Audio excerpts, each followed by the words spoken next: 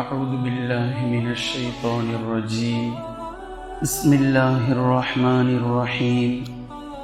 يا أيها الذين آمنوا لا يسخر قوم من قوم عسى أن يكونوا خيرا منهم ولا نساء من نساء عسى أن يكن خيرا منهن ولا تلمزوا أنفسكم ولا تنابزوا بالألقاب بئس الاسم الفسوق بعد الإيمان ومن لم يتب فأولئك هم الظالمون. கண்ணியத்திற்குரிய அல்லாஹ்வின் அடியார்களே, சூரத்துல் ஹுஜராத்தை நாம் பார்த்து வருகின்றோம். அதில் ஒரு ருக்கூஐ முடித்துவிட்டு இரண்டாம் ருக்கூஇனுடைய முதல் வசனத்தை இன்ஷா அல்லாஹ் நாம் பார்க்க இருக்கின்றோம். சூரத்துல் ஹுஜராத்தினுடைய 11வது வசனத்தை நாம் பார்க்க இருக்கின்றோம். அல்லாஹு தஆலா இந்த வசனத்தில் இந்த முஃமின்களுக்கு, இந்த சமூகத்திற்கு மிக ஆழமான அழகிய ஒரு உபதேசத்தை எடுத்துக் கொடுக்கின்றான். இதில் 3 கட்டளைகளை அல்லாஹு தஆலா பிறப்பிக்கின்றான். முதலில் அல்லாஹு தஆலா இந்த வசனத்தில் சொல்லக்கூடிய தர்ஜுமாவை நாம் புரிந்து கொள்ள வேண்டும். யா ஐயுஹல்லதீன ஆமனு, ஈமான் கொண்டவர்களே, லா யஸ்ஹர் கௌமும் மின் கௌமின், உங்களில் ஒரு சமூகம் இன்னொரு சமூகத்தை சிறுமைப்படுத்த வேண்டாம். ஒரு சமூகம் இன்னொரு சமூகத்தை சிறுமைப்படுத்தி பேச வேண்டாம். அஸா அன் யகூனு கைரம் மின்ஹும், ஏனென்றால் அவர்கள் இவர்களை விட சிறந்தவர்களாக இருக்கலாம். அதே போன்று வலா நிசாஉம் மின் நிசாஇன், உங்களில் எந்த ஒரு பெண்ணும் இன்ன பிற பெண்ணை சிறுமைப்படுத்தி பேச வேண்டாம். ஏனென்றால் அஸா அன் யகுன்ன கைரம் மின்ஹுன்ன, சிறுமைப்படுத்தி பேசக்கூடியவர்கள், சிறுமைப்படுத்துபவர்கள், இந்த இருவர்களுக்கு மத்தியில் சிறுமைப்படுத்தப்படுபவர்கள் பேசுபவர்களை விட சிறந்தவர்களாக இருக்கலாம். மேலும் வலா தல்மிசு அன்ஃபுசக்கும், உங்களுக்குள்ளாகவே நீங்கள் குறை சொல்லிக் கொண்டு தெரியாதீர்கள். வலா தனாபசு பில் அல்காப், மேலும் இதயம் புண்படுத்தும்படியான பட்டப்பெயர்களை வைத்து அழைத்துக் கொள்ளாதீர்கள். பிஸல் இஸ்முல் ஃபுசூக் பஅதல் ஈமான், ஈமான் கொண்டதற்கு பின்னால் பாவத்தை காட்டக்கூடிய பெயர்களை வைத்து அழைப்பதென்பது மிகப்பெரிய கெட்ட நிலையாகும். ஒமல்லம் யதுப், யார் இதிலிருந்து அல்லாஹ்விடத்தில் திரும்பி தௌபா செய்து மீளவில்லையோ ஃபஉலாஇக ஹுமுல் ஸாலிமூன், அவர்கள் அநியாயக்காரர்கள், லாலிம்கள், வழிகேடர்கள் என்று அல்லாஹு தஆலா இந்த வசனத்தில் குறிப்பிட்டு காட்டுகின்றான். இதை உன்னிப்பாக நன்கு கவனித்து பாருங்கள். ஒரு இஸ்லாமிய சமூகம், இந்த சமூகம் தொழ வேண்டும், நோன்பு நோற்க வேண்டும், ஜகாத் கொடுக்க வேண்டும், ஹஜ்ஜு செய்ய வேண்டும், இவை எல்லாவற்றையும் மக்கள் தெரிந்து வைத்திருக்கிறார்கள். ஆனால் எந்த சில விஷயத்தை இஸ்லாம் சொல்லுகின்றதோ இதை பாவம் என்று இஸ்லாம் சொல்லுகின்றது, அநியாயம் என்று இஸ்லாம் சொல்லுகின்றது. ஆனால் இதை செய்யக்கூடிய மக்கள் இது ஒரு தேவையில்லாத வேலையை நாம் செய்கின்றோம் என்ற நிலையில் கூட அவர்களுடைய மனதில் அந்த உறுத்தல் வருவதில்லை. இது ஒரு நாம் தவறை செய்கின்றோம் என்று கூட அவர்களுடைய உள்ளத்தில் வருவதில்லை. இதில் எப்படியெல்லாம் மக்கள் இருக்கிறார்கள் என்பதை பாருங்கள். அல்லாஹு தஆலா இதில் 3 கட்டளைகளை வைத்திருக்கின்றான். இதில் முதல் விஷயம், எந்த ஒரு ஆண் சமூகமும் அல்லாஹு தஆலா ஆண்களையும் பெண்களையும் பிரித்தே பேசி காமிக்கிறான். இவங்களை சொல்லி அவங்கள விட்டுட்டாங்க, அவங்கள சொல்லி இவங்களை விட்டுட்டாங்கன்னு யாரும் சொல்லிடக்கூடாது. எந்த ஒரு ஆண்களும் இன்ன பிற ஆண்களை சிறுமைப்படுத்தி பேசாதீர்கள். எந்த ஒரு பெண்களும் இன்ன பிற பெண்களை சிறுமைப்படுத்தி பேசாதீர்கள். ஏனென்றால் யார் யாரை விட சிறந்தவர்கள் என்று நமக்கு தெரியாது. அது அல்லாஹ்விடத்திலே இருக்கும். ஒருவேளை பேசக்கூடிய நபர்களை விட பேசப்படுபவர்கள் சிறந்தவர்களாக அல்லாஹ்விடத்திலே இருக்கலாம், நமக்கு தெரியாது. யூதர்கள் பேசினார்கள் நஸ்ரானிக்களை விட நாங்கள் சிறந்தவர்கள் என்று.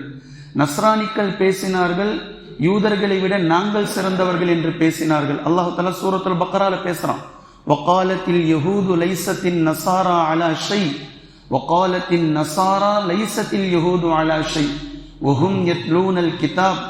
இதெல்லாம் தெரிஞ்சுக்கிட்டு சில நபர்கள், வேதம் கொடுக்கப்பட்ட சில நபர்களும் இவர்களை விட இவர்கள்தான் சிறந்தவர்கள், இவர்களை விட இவர்கள்தான் சிறந்தவர்கள் என்றெல்லாம் பேசினார்கள். ஆனால் ஃபல்லாஹு யஹ்குமு பைனஹும் யௌமல் கியாமத்தி ஃபீமா கானூ ஃபீஹி யக்தலிஃபூன்.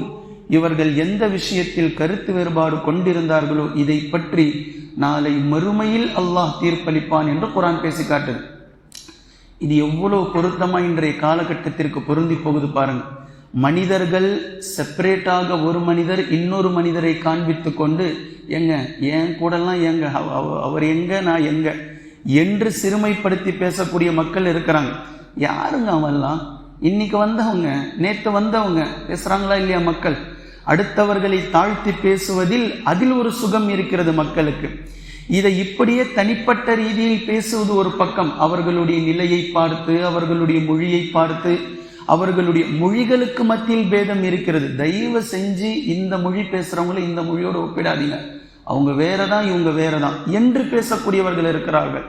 சில நேரங்களில் சாதி கொடுமையை விட கொடுமையான விஷயங்கள் எல்லாம் இருக்கிறது. இந்த ஆலிம்களை இப்படி பார்ப்பது, அந்த ஆலிம்களை அப்படி பார்ப்பது என்பது போன்ற எல்லா விதத்திலும் சிறுமைப்படுத்தக்கூடிய மக்களை நாம் பார்த்து கொண்டுதான் இருக்கிறோம். இங்கிருந்து பட்டம் வாங்கினால் இவர்கள் இப்படிப்பட்டவர்கள், அங்கிருந்து பட்டம் வாங்கினால் அவர்கள் இப்படிப்பட்டவர்கள் என்றெல்லாம் பேசக்கூடிய மக்களும் இருக்கத்தான் செய்கிறார்கள். இப்படி பேதங்களை பார்த்து பேசக்கூடிய மக்கள் ஒவ்வொரு துறையிலும் இருக்கிறார்கள். ஒவ்வொரு துறையிலும் ஒரு சாரார் இன்னொரு சாராரை சிறுமைப்படுத்துவதை நாம் பார்க்கின்றோம். சில நேரங்களில் இத்தனை ஜமாத்துகளை விட நாங்கள் தான் சிறந்தவர்கள், எங்களுக்கு ஈக்குவலாக எந்த ஜமாத்துகளும் இல்லை என்று ஒவ்வொரு ஜமாத்தும் பேசுகின்றதா இல்லையா? இதே டைலாக எல்லா ஜமாத்தும் பேசுகின்றது. நாங்கள் தான் சிறந்தவர்கள், நாங்கள் தான் சிறந்தவர்கள். யார் சிறந்தவர்கள் என்று அல்லாஹு தஆலா தீர்ப்பளிப்பான் இன்ஷா அல்லாஹ். பொறுமையோடு இருங்கள். நாளை மறுமை நாளில் பின் அல் மாலிகி யௌமித்தீன் அல்லாஹ் எதற்கு யார் சிறந்தவர்கள் என்பதை அல்லாஹ் தீர்ப்பளிப்பான். இப்ப எக்ஸ்ட்ரீம் லெவல்ல இருக்கக்கூடிய மக்கள் இருக்கிறாங்க. எப்படி தெரியுமா எக்ஸ்ட்ரீம் லெவல்? இவர் மார்க்கத்தின் அடிப்படை என்றே அதை நினைத்து கொண்டார். உதாரணமாக, வெளிப்படையான பாவங்களை செய்யாத ஒருவர் வெளிப்படையாக பாவம் செய்யக்கூடிய ஒருவரை சிறுமைப்படுத்துகின்றான். இதுவும் தவறு. இப்படி சிறுமைப்படுத்தப்பட்ட இஸ்லாம் சொல்லல. முடிந்தால், உங்களால் முடிந்தால் அவரை நீங்கள் மீட்டெடுக்க வேண்டும், அவரை நீங்கள் நல்வழிப்படுத்த வேண்டும். இவர் பாவம் செய்யவில்லை என்பதனால் பாவம் செய்யக்கூடிய ஒரு மனிதரை சிறுமைப்படுத்தக்கூடிய நபர்களையும் நாம் பார்க்கின்றோம்.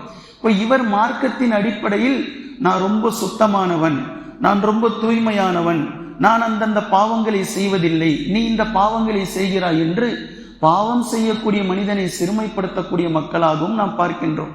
கண்ணியத்திற்குரிய அல்லாஹ்வின் அடியார்களே, இவை அனைத்துமே இஸ்லாத்தின் பார்வையில் தவறுதான், பாவம்தான். இதை லாலிம் என்று அல்லாஹு தஆலா சொல்கின்றான். யாரிடத்தில் இந்த பழக்கம் இருக்கிறதோ அல்லாஹுக்காக தௌபா செய்து மீளுங்கள் என்று அல்லாஹு தஆலா குறிப்பிடுகின்றான். எனவே சிறுமைப்படுத்த வேண்டாம். ஒரு சமூகம், ஒரு ஆண், ஒரு பெண், இன்ன பிற ஆணை, இன்ன பிற சமூகத்தை, ஆண்களை சிறுமைப்படுத்த வேண்டாம். இப்படி செய்வதனால் இந்த சமூகத்தினுடைய சௌஜன்யம் குலைந்து போகும். சௌஜன்யம் என்று தமிழில் ஒரு வார்த்தை இருக்கிறது. பேதம் இல்லாமல் எல்லோரும் எல்லோரோடும் பழக வேண்டும் என்பது இஸ்லாம் காட்டி தந்திருக்கக்கூடிய ஒரு அமைதி நிலை. இந்த அமைதி நிலை ஒரு சாரார் இன்னொரு சாராரை சிறுமைப்படுத்தும் போது கண்டிப்பாக குலைந்து போகும்.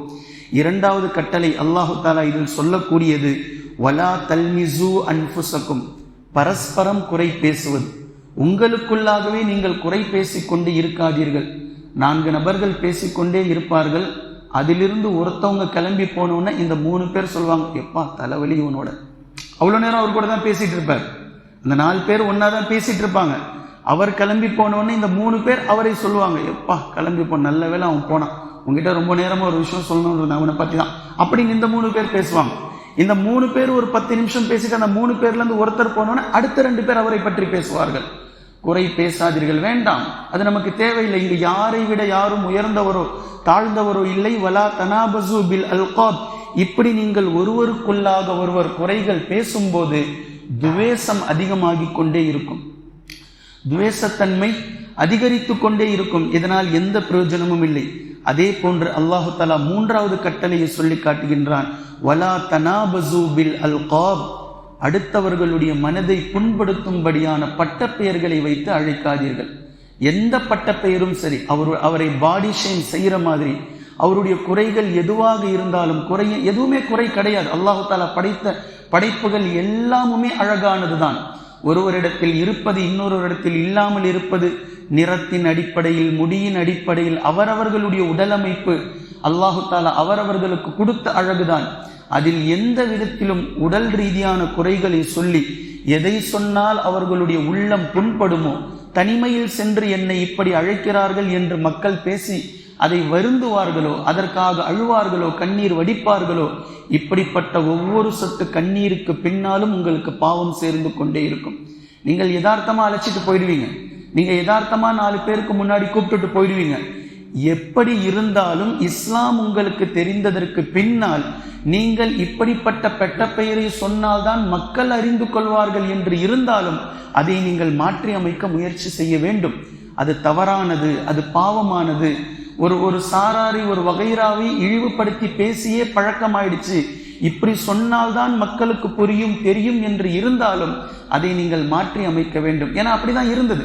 ஐயாமுல் ஜாஹிலியாவில் இப்படி சொன்னால்தான் தெரியும் என்று இருந்ததைத்தான் அல்லாஹ்வின் தூதர் ஸல்லல்லாஹு அலைஹி வஸல்லம் அவர்கள் மாற்றி அமைத்தார்கள்.